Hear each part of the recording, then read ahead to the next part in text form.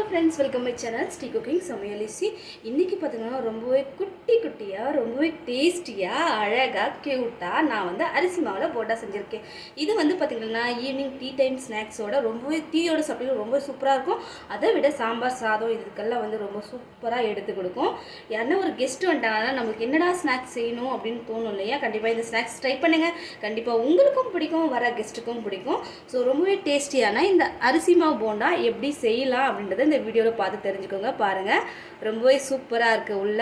So மேலே வந்து கொஞ்சம் கிரிப்ஸியாக இருக்கும், உள்ளே சாஃப்டாக இது மாதிரி தான் இருக்கும். ஸோ வீடியோவை ஸ்கிப் பண்ணாதீங்க. கண்டிப்பாக உங்களுக்கு பிடிச்சிருந்தா இந்த வீடியோ ஸ்கிப் பண்ண மாட்டீங்கன்னு நினைக்கிறேன். வாங்க வீடியோக்குள்ளே போயிடலாம். 1 கப்பு போல் நான் வந்து அரிசி மாவு எடுத்திருக்கேன். இப்போ இதோட 1/2 கப்பு போல் ரவை சேர்த்துக்கோங்க. அடுத்து 2 ஸ்பூன் போல் கடலை மாவு.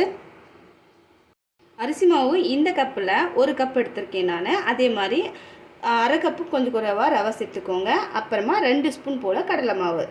ஃபஸ்ட்டு தேவையான அளவு உப்பு சேர்த்துக்கோங்க. இதோட 2 பெரிய வெங்காயம் பொடியாக கட் பண்ணி சேர்த்துக்கோங்க.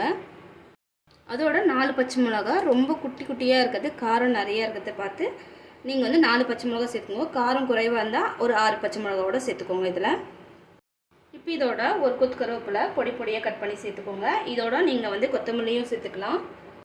1 ஸ்பூன் போல் சீரகம்.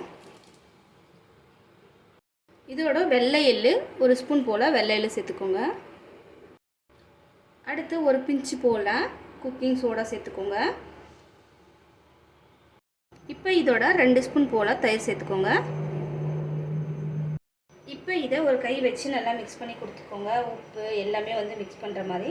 நம்ம ரவை சேர்த்துருக்கோம், எல்லாத்தையும் சேர்த்து நல்லா மிக்ஸ் பண்ணி கொடுங்க.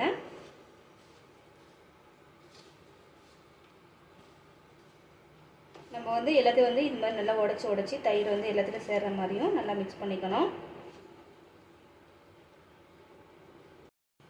இப்போ இதோட கொஞ்சமாக தண்ணி தெளித்து நல்லா வந்து போண்டா மாவு பக்குவத்துக்கு நல்லா கரைச்சி எடுத்துக்கோங்க.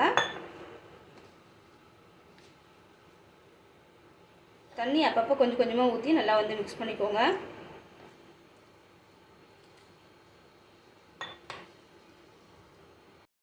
நல்லா இந்த அளவுக்கு நம்ம சப்பாத்தி மாவோட கொஞ்சம் லூஸாக வந்து இது மாதிரி கரைச்சி எடுத்துக்கணும்.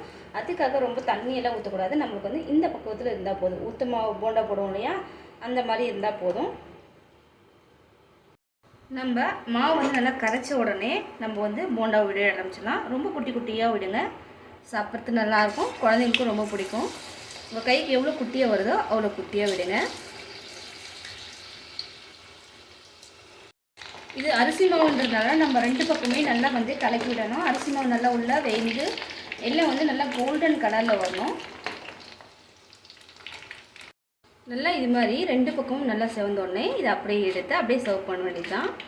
நான் இன்னும் இருக்கிற மாவெல்லாம் இதே மாதிரி பொரிச்சு எடுக்க போகிறேன்.